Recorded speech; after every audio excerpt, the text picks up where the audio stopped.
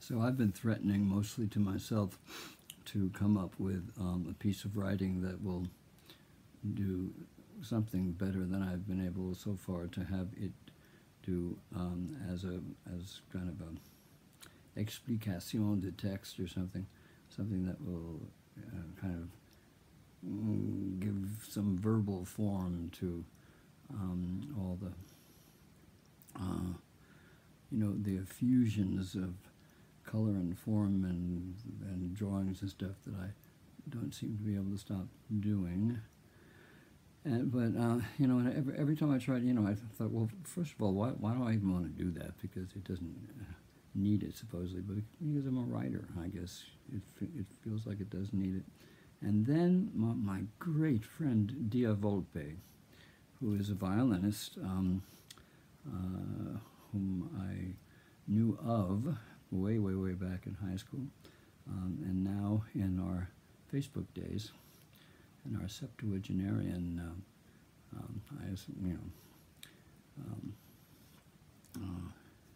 forms. I've just discovered her. It's just a wonderful friend, and we kind of get to say whatever we feel like saying to each other. So I wrote her this thing, and it comes close to being what whatever that piece of writing was I was trying to come up with that might kind of touch the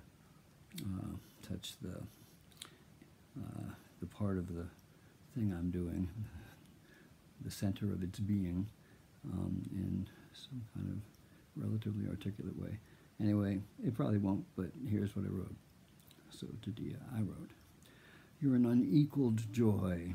That is, you radiate Dia Volpe joy, which is utterly unique to you, and I can tell you cherish it, care for it. We are each great gardens of inimitable idiosyncrasies. We cannot not surprise ourselves with ourselves, because I daily add to the all but all-encompassing jungle panoply of colors and living forms and human faces, whose main collective aim truly does seem to be to display their collective missions, to conquer the spaces I beckon them into, so that they each can exercise as full a fruition, as complete an apotheosis in its allotted quarters, as will sing out its identity to itself and to the infinite cosmos mother.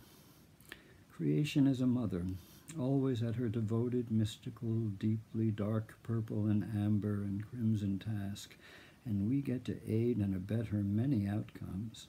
After all, we're her conglomerate children. We are her outcomes. Outcome us all again and again." Thank you. Thank you, Dia. I'm also appending a very short video of my iPhone just kind of glimmering over the landscape that it has spent a good deal of its iPhone life reporting on, and I like it. I like it because it's an attempt to say something, and it fails. It bravely fails, which sort of makes me realize that you can't say stuff sometimes about this unless you're a whole lot smarter than I am.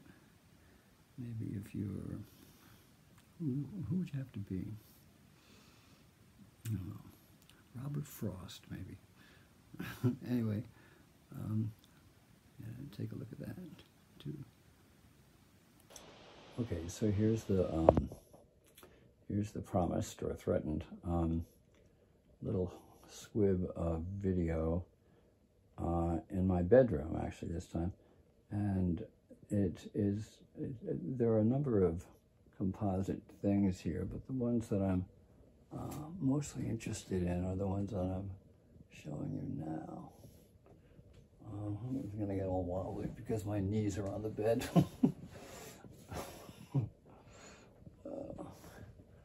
Okay.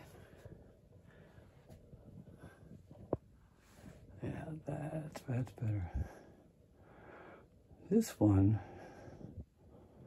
began as the calmest little thing. It was not going to have any brouhaha going on in it. It was just going to be a sweet little thing in the woods. But as you can see, it didn't want to stay that way.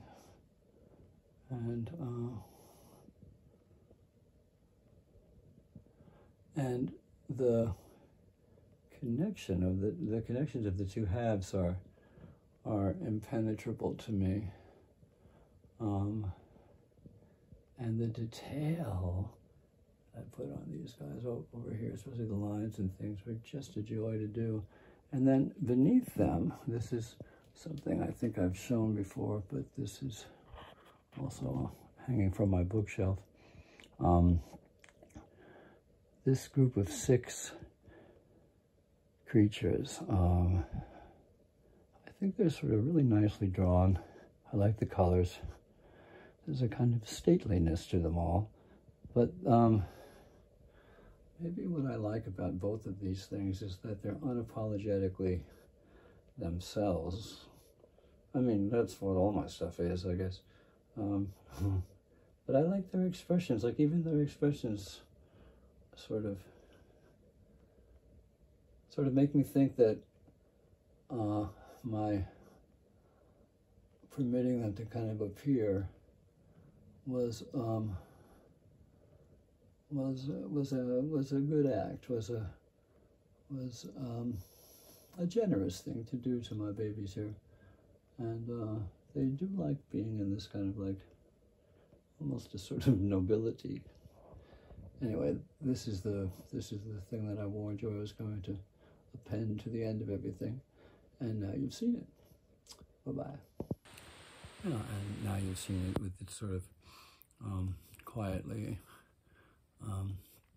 and patiently sitting behind my head, which they put up with from time to time. I have a life like this every day.